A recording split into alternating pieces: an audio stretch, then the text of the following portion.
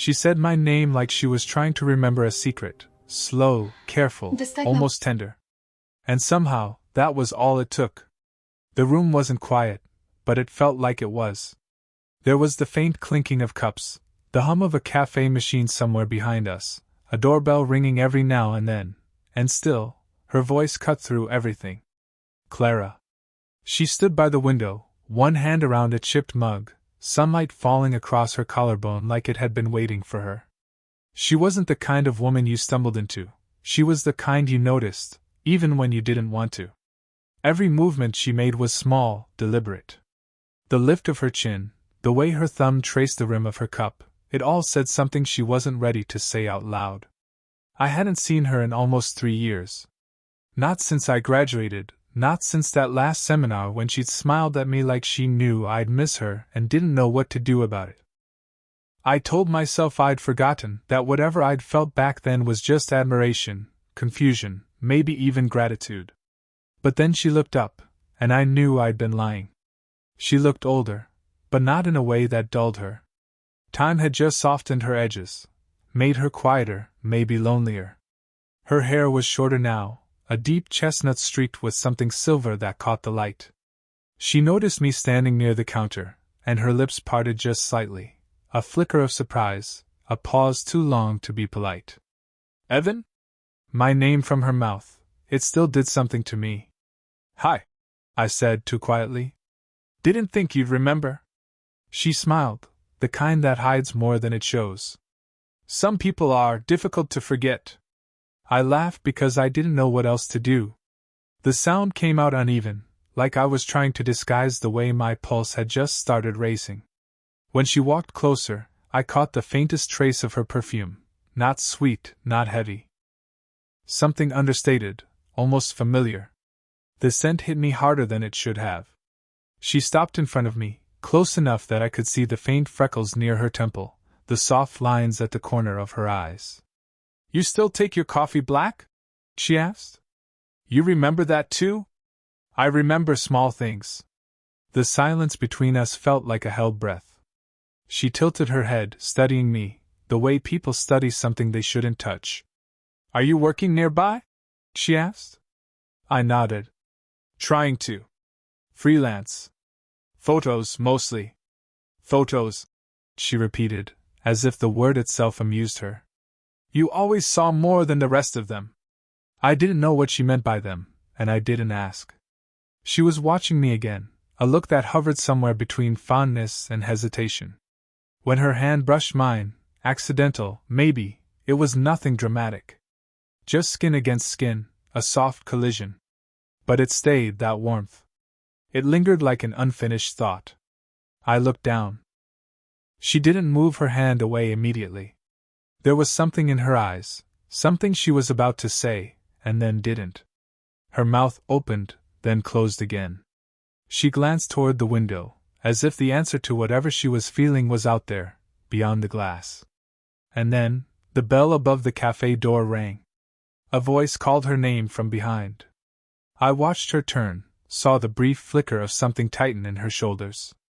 That's when I saw the other woman walk in, same sharp eyes, same air of familiarity. Her sister.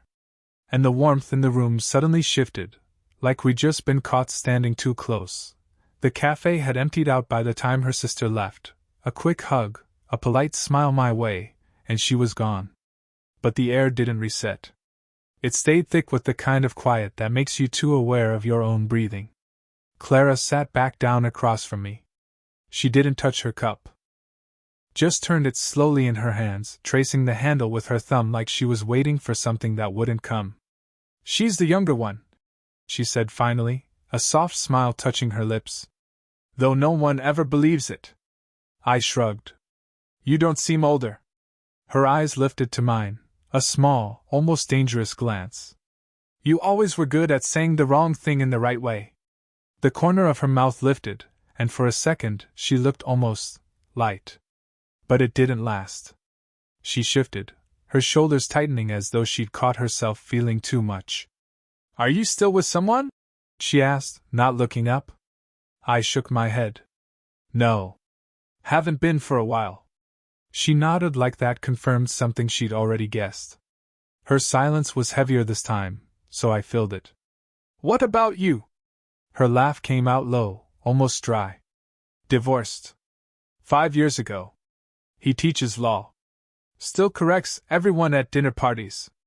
I didn't know what to say, so I said nothing. I suppose I got tired, she added, of being the sensible one. The one who remembers birthdays and buys milk and apologizes first. Her words weren't bitter, they were tired in the kind of way that makes you want to reach across the table and do something reckless, just to make her forget. But I didn't. I watched instead, the way her hands moved when she spoke, elegant but restless, as if the words were trying to escape through her fingertips. Her wedding ring finger was bare, faintly indented. She noticed me looking and pulled her hand back, brushing her hair behind her ear. I shouldn't be sitting here with you, she said quietly. Why? She gave me that half smile again, the one that said she already knew I understood. Because people notice. Because I notice. Something shifted between us then, not dramatic, just the kind of awareness that makes the air feel warmer. When she leaned over to reach for her bag, her shoulder brushed mine. Just that skin, fabric, heat. But the contact froze us both for a moment. I caught a faint hint of her perfume again, sandalwood and something faintly citrus. She didn't pull away right away this time. Her hair fell forward, brushing my cheek. Sorry, she murmured, though her voice didn't sound sorry at all. Don't be, I said. Too fast. She looked at me for a long time, that professor's gaze again, the one that could make you feel like she was reading the parts you didn't mean to show. Finally, she exhaled, slow, careful. You should send me some of your photographs, she said. If you're still taking them. I nodded, throat tight. I will. Her fingers brushed mine as she stood, not a full touch, just the edge of one. Good, she whispered. And then she left, not quickly, but with that deliberate grace of someone who knows every step means something. When the door closed, I realized my hands were still warm where hers had been. We hadn't planned to see each other again. But plans, I've learned, don't mean much when someone keeps showing up in the back of your mind. 2 days later, I was in the museum's photography wing, waiting for the curator who was already 20 minutes late, when I heard her voice behind me. Still chasing light? I turned. Clara stood there, holding a brochure she clearly wasn't reading. The faintest smirk on her lips, as if she'd been watching me for a while before saying anything. Trying to, I said. It keeps running away. Good light usually does. She stepped closer, her eyes moving over the black and white prints lining the walls. You used to take photos of people. Why the switch? People started looking back, I said before I could stop myself. Her gaze flicked toward mine, and in that single look, something passed between us that didn't belong in public. We moved through the gallery together, close enough that I could feel the warmth from her arm brushing mine every few steps. She stopped in front of a portrait of a young couple, hands intertwined, eyes closed, heads leaning just close enough to almost touch. She tilted her head. They look suspended. Like the world forgot to finish their story. Maybe it's better that way, I said. Before it breaks. She smiled faintly, but her eyes didn't. You sound older than you are. I wanted to say you make me feel that way, but instead I just asked, do you ever miss teaching? Sometimes. Her voice softened. But not the part where every face in the room looks at you like you're untouchable. The air between us thinned. She realized what she'd said, and for a moment neither of us moved. Then a voice broke through, familiar, sharp. Clara? Her sister. She turned instantly, posture straightening, voice steady. Lena. I didn't know you were here. I stepped back, trying to look like someone passing through. Lena's eyes flicked between us, once, twice, the kind of glance that saw more than it said. You two know each other? Evan was one of my students, Clara said quickly. Years ago. I nodded, pretending interest in the nearest photograph, hard hammering. Lena smiled politely. Ah. Small world. When she walked off, the silence returned heavier than before. Clara stayed very still, staring at the space her sister had been standing. Finally, she whispered, "That can't happen again." "What can't?" "This." She gestured between us, vague, helpless. "Whatever this almost is." I took a step closer before I could think better of it. "Then why are you here?" Her breath caught. I could feel it, the warmth of it brushing my jaw as she turned toward me. "I don't know," she said. But her voice trembled just slightly, betraying her. We stood close enough that I could see the faint pulse in her throat, the rise and fall of her breathing. My hand almost lifted, almost, to tuck a strand of hair behind her ear. But she turned her head just enough that my fingers grazed the edge of her neck instead. She froze. So did I. The sound of footsteps echoed nearby, pulling us apart like a sudden wind. She stepped back, eyes darting toward the exit, but she didn't leave. And when she finally looked back at me, her voice was barely a whisper. "Next time," she said, "don't let me." She walked away first. But I knew, from the way her hand lingered on the doorframe, that she didn't really want me to listen. Rain started before either of us had the sense to leave. The museum closed early, and she offered to drive me to the station. I said yes, though we both knew I could have walked.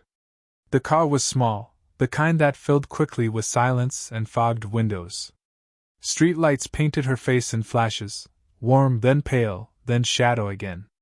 She kept her eyes on the road, fingers tight around the wheel. Neither of us spoke until we hit the red light. The wipers clicked, a slow metronome for everything we weren't saying. Finally, she said, "Lena asked about you." "Yeah?" "She thought you were interested." I almost laughed, but the sound stuck in my throat. "She's not wrong." Clara's hand stilled. Her knuckles whitened. "Evan," she exhaled, long and uneven. "You don't know what you're saying." "I do." "You don't." Her voice dropped, low and trembling. "You see something in me that isn't there anymore." "That's not true." She turned then, really turned, eyes flashing in the dim light. "You think I don't see how you look at me? Like I'm some possibility you've been waiting for. Maybe you are." That did it. Her breath caught, and the car filled with something electric, too charged to ignore, too dangerous to touch. Rain beat harder against the windshield. She reached to turn the key, but I caught her wrist. Not hard, just enough to stop her. Her pulse thrummed beneath my fingers. "Tell me you don't feel it," I said, "and I'll stop." Her lips parted, not in words, but in some half-formed breath that broke halfway through. For a moment she didn't move. Then she slowly withdrew her hand, resting it on her lap. "You're making this harder than it needs to be." "I think it was already hard," I said.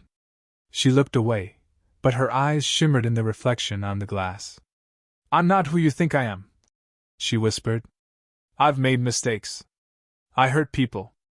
I walked away from someone who loved me once because I was afraid." I leaned closer, voice soft. "Maybe this time you don't have to." Her shoulders tensed. "You don't understand. If people saw us, I don't care what people see." Lightning flashed, brief and white, and I saw her face clearly, tearline faint on her cheek, lips trembling, eyes fixed on mine like she wanted to look away but couldn't. She reached for the door handle, then froze. I lifted my hand, slowly, and brushed a strand of hair from her face. My fingers grazed her jaw, the corner of her mouth. She didn't move. "Evan," her voice was barely sound now. "If I kiss you," I said, "you'll stop me, right?" Her lips parted again, but no words came. She turned toward me, eyes closing just as the headlights of another car flooded through the rain, cutting the moment clean in half. She gasped, hand flying to the wheel. The car jerked forward as the light changed. Neither of us spoke again. But her breathing, uneven, shallow, filled the space between us all the way to the station. It had been 4 days since the rain. 4 days of unread messages and half-drafted replies. Every time I started typing, the words sounded wrong, too heavy, too careful. Then, one night, she called. "Come by the gallery," she said, before closing. Her voice was flat, almost businesslike. But I went anyway. The gallery was empty when I arrived, just the soft hum of fluorescent lights and the smell of varnished wood. My photos hung along the far wall, city corners, stray glances, people caught between movement and hesitation. And then I saw her. She stood near the back, coat still on, hair pulled loosely behind her head. Her face looked drawn, sharper somehow. "I shouldn't have asked you to come," she said. "But you need to know something." I waited. She walked closer, hesitated, then said quietly, "Lena knows." My stomach dropped. "Knows what?" "That we've been seeing each other. That night at the museum, she saw more than I wanted her to." I took a slow step forward. And she told me not to do this. Not to ruin what's left of my reputation over." She stopped herself, jaw tightening. "Over what?" I asked. Her eyes met mine. "Over you." For a long second, the only sound was the buzz of the lights overhead. Then softer. "She said you'd end up hating me for this. That I'm just—" her voice cracked slightly. "A phase. Something you'll outgrow." I felt something twist inside me, anger maybe, or fear of losing something we hadn't even named yet. "That's not true," I said. "Isn't it?" I moved closer until we were barely a breath apart. "You think I'd be here if it were?" Her eyes flickered, a battle between disbelief and wanting to believe. "You shouldn't have to defend me," she whispered. "You should be with someone who doesn't make you question every look, every word." "Maybe I don't want someone else." She swallowed hard, eyes darting down as if my words had weight. "Evan, you don't know what you're asking for." "Then tell me." Her hand lifted halfway, like she meant to touch me, but then faltered. "I wasn't honest with you," she said. The words hit colder than the room itself. "I didn't just run into you at the cafe," she continued. "Lena told me you were back in town. She said you'd probably show up there. I went because I wanted to see you, even though I told her I didn't care." It was a confession, but it landed like a betrayal. "So that first day," I said quietly. She nodded. "I knew you'd come." I stepped back, the distance between us suddenly real. "You wanted me to see you," I said. "Yes," she breathed. "And I hate that I still do." She took a small step forward, close enough that I could feel the tremor in her hand as it brushed against mine, a touch that asked forgiveness without saying it. The lights flickered once overhead, and she looked up, startled, vulnerable. "Evan," she whispered, "if we keep doing this, someone's going to get hurt." "Then let it be me," I said. Her breath caught, the kind of sound that sits between surrender and disbelief. And before either of us could take it back, she closed the space between us. Not a kiss. Not yet. Just the soft, inevitable collision of two people who'd run out of reasons to stop. The gallery was closed, but neither of us moved toward the door. The hum of the lights had gone silent, just the rain outside, steady and unhurried, the way it always seemed to find us. She was still standing too close. Close enough that I could hear the uneven rhythm of her breath, the faint catch in her throat. Her coat had slipped from one shoulder. I reached up, without thinking, to fix it. But she caught my wrist halfway, her fingers trembling around mine. "Don't," she whispered. Her voice was soft, but it cracked on the word. "I have to," I said. "I can't keep pretending this isn't real," she interrupted, her tone half a challenge, half a confession. "Is that what you think this is?" I swallowed hard. "It feels real enough to ruin me." Her hand loosened, then slid away. She turned, leaning against the wall, eyes closed. The light from the street lamps cut through the window, painting her in half gold, half shadow. When she opened her eyes again, they were glassy, searching. "You don't know what happens after this, Evan. You'll wake up one day and realize you traded possibility for something broken." I stepped forward until I could smell the faint trace of rain on her skin. "You think I haven't already made that trade?" Her lips parted, but no sound came out. I lifted a hand, slow, deliberate, and brushed a strand of hair from her face. My fingertips skimmed her jaw, the warmth of her skin grounding me more than her words ever could. Her breath hitched. "You shouldn't. Tell me to stop." She didn't. Instead, she turned her face toward my hand, just enough for her cheek to press lightly against my palm.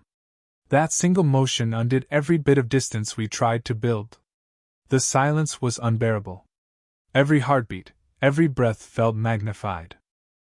"You make me forget who I'm supposed to be," she said finally. "Then don't remember," I whispered. For a moment it felt like the world tilted toward us, like gravity itself wanted this to happen. Her eyes flicked to my mouth, then back up. "If we do this," she breathed, "there's no going back. I stopped wanting to go back a long time ago." That broke her. The fight went out of her shoulders, her chest rose once, sharply, and her hand came up to rest against my chest, not to push me away, but to steady herself. She looked at me as if memorizing the shape of a mistake she was willing to make. We leaned in, slow, hesitant, almost reverent, until the air between us disappeared. But just before our lips met, she whispered, "Then this has to mean something." "It already does." The words were barely sound, but she heard them. When our foreheads touched, no kiss, just breath and closeness, everything stilled. No running. No pretending. Just two people caught in the quiet wreckage of finally understanding each other. Outside, the rain eased. Inside, we didn't move. Morning light found its way through the gallery windows before we did. The rain had stopped sometime during the night, leaving the glass streaked with silver trails. The air smelled faintly of dust and something clean, the aftertaste of quiet. Clara was sitting on the floor beside me, shoes off, her knees pulled close. I'd draped my jacket around her hours ago. She hadn't given it back. We hadn't said much, just enough to fill the silence without breaking it. Her voice came softly. "You should have gone home." "I did," I said. "It just happened to be here." She smiled, small, real. The kind of smile that didn't try to hide. "You always find the inconvenient kind of truth. Guess I learned from you." Her hand was resting between us, open but hesitant, fingers brushing the hem of my sleeve. The gesture was tiny, almost nothing, but it anchored me. For a long time, she just stared at our hands. "I used to think love was supposed to be symmetrical," she said. "Two people the same age, same pace, same world. But maybe it isn't. It doesn't have to be," I murmured. She looked at me then, really looked. Her eyes were softer than they'd been in months, stripped of the guarded precision she carried like armor. "I kept telling myself this was wrong," she said. "But what if it's just rare?" I reached out, my fingers finding hers slowly, as if testing whether the moment could hold it. She didn't pull away. "It's rare," I said. "Not wrong." Her thumb traced the back of my hand, small, rhythmic circles.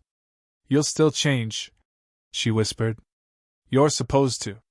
And I might not fit that version of you." "Maybe," I said. "But right now you do." The light shifted across her face, soft gold against the faint tiredness under her eyes. She leaned in, forehead resting against mine. The warmth between us was simple this time. Not desperate, not forbidden, just real. "I'm scared," she admitted. "Me too." "Good," she said with a small laugh. "Means we're doing something honest." Her fingers tightened around mine. We stayed like that, quiet, close, neither trying to fix anything nor define it. When she finally moved, it wasn't to stand. It was to pull me closer, slow, deliberate, until I could feel her breath against my skin. She kissed my forehead, soft as a sigh. It wasn't passion. It wasn't apology. It was something steadier, an answer, maybe, to everything we hadn't known how to say. Outside, the morning had turned bright. Cars passed, doors opened somewhere down the street. The world was moving again. We stood, still holding hands. No promises, no grand declarations, just a quiet agreement to keep walking side by side for however long it fit. As we stepped into the sunlight, she looked over at me and said, "This time, we start from here." And for once, I didn't look back. Did you enjoy the story? What kind of stories would you like to hear next?